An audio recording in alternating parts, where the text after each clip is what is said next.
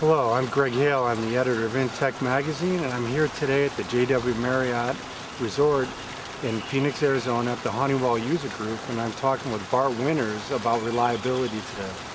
Bart, how you doing? I'm good, thanks. Can you tell us a little bit about yourself? Yes, as you mentioned, my name's Bart Winters. I've been with Honeywell about 25 years now in various roles. And my current position is I'm the solution manager for our reliability solutions. Bart, can you give us a brief explanation of what the reliability initiative is at Honeywell?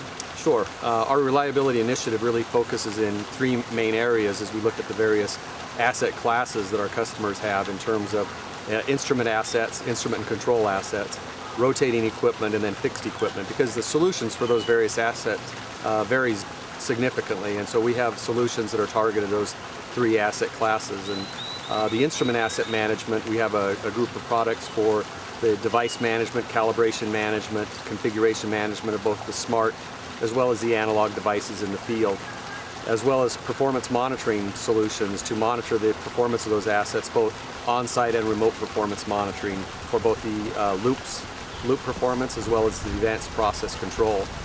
And in the area around the rotating equipment, we have a group of products that are designed to help monitor the condition of an asset. So it includes wireless vibration monitoring, as well as an operator rounds application for doing field surveillance to inspect the equipment to make sure that there's no leaky seals, and to check oil levels and other things that can't be sensed with the control system.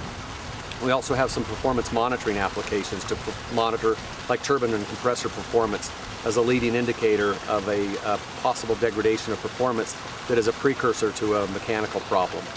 And then finally, in the fixed equipment area, we have a group of solutions that are focused around again, maintaining the reliability of the assets, around ensuring the operations within the safe operating range, and also to monitor corrosion, the real-time corrosion monitoring. We have a group of products for monitoring corrosion to prevent damage to the assets. And in the past, the monitoring has all been done with lost coupons that are after the fact you find out you had corrosion, but we're able to pull that in now as a process variable to give that as data to both the engineers and the operators.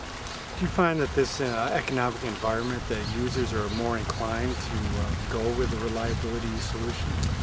We do see that as a driver, because one of in the current economic situation, costs are really a pressure now, and so what we hope customers do will make smart decisions in terms of reducing their cost, and not just across the board making cuts in maintenance budgets, because the result after the fact will be downtime later on in the future that they'll be paying for. So if they make smart decisions now, the thing that we find is best-in-class companies actually do a better job in managing maintenance costs. So we'll see higher availability with sites that actually have the lowest maintenance cost. And sometimes that sounds counterintuitive, but if you can implement best practices and technologies to help drive down that maintenance cost, we're able to see significant savings on the order of 10 to 20% on a maintenance cost budget, for instance.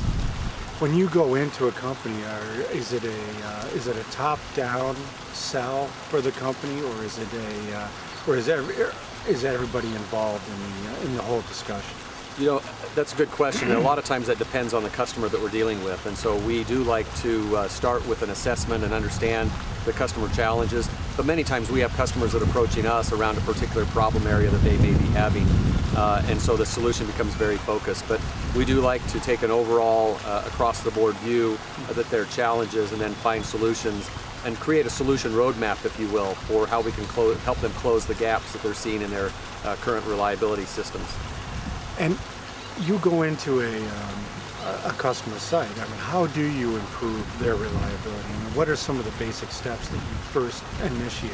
We'll do a site visit and basically try to understand where they're at against some KPIs that are fairly standard in the industry, like their maintenance cost spending as a percentage of their replacement value of the assets, and emergency work orders, what percentage of emergency work, and what their attainment is in terms of their planned preventative maintenance and their schedule work, because those things give us an indicator of how well they're performing. For instance, emergency work orders are very indicative of whether they're a reactive mode or a proactive mode, and that's one of the things that really will drive up a maintenance cost budget. We talked about reducing maintenance costs earlier. that emergency work orders are 1.5 to 2 times as expensive than planned work, because typically you have to break into a schedule, you have to expedite parts, and there's a lot of costs involved in that. So, and that's focus is really in the intent of our solutions is to be able to identify those costs and be able to drive down and find problems early so we can be proactive. And so we'll basically start with an assessment and then drill into those problem areas and define strategies associated with the assets. So, standard technologies or approaches really around rotating equipment includes whether it's RCM type analysis, or some sites use FMEAs, and to look at what the failure modes are and what actions you can take to mitigate those failures. And risk-based inspection is another technology or approach used for the fixed equipment to identify what are the risks and failure modes for the fixed equipment.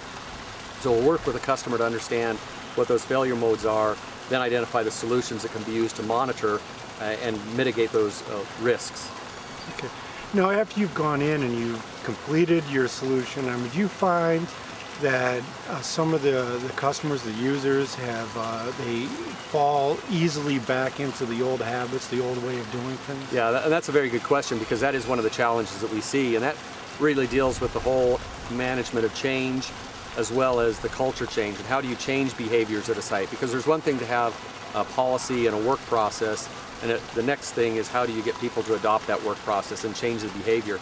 And that's really where one of the driving factors that we see that leads to success is to be able to have management structure and policy in place, that these things are driven from the management, as opposed to sometimes people get enamored with technology and they'll try a technology solution, but unless you have the work processes to enable that technology or use technology as an enabler of the work process, then those changes are temporary, and we've seen that many times. And so there has to be a commitment to make changes last. How quick is your return on investment? Do you kind of guarantee there'll be a quicker turnaround on investment? So again, that depends on the solution area. We have seen return on investment as quick as 3 months. In one case, we saw a return on investment actually in 1 day, basically, by being able to detect and manage a failing condition on an asset. And so it varies, but it's a broad solution area that we're dealing with, and we don't typically deal with performance guarantees.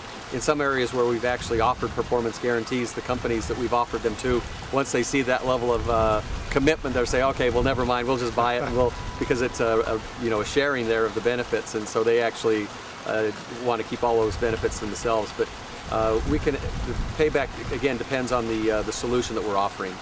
Good. Bart, thank you very much. Okay, thank you.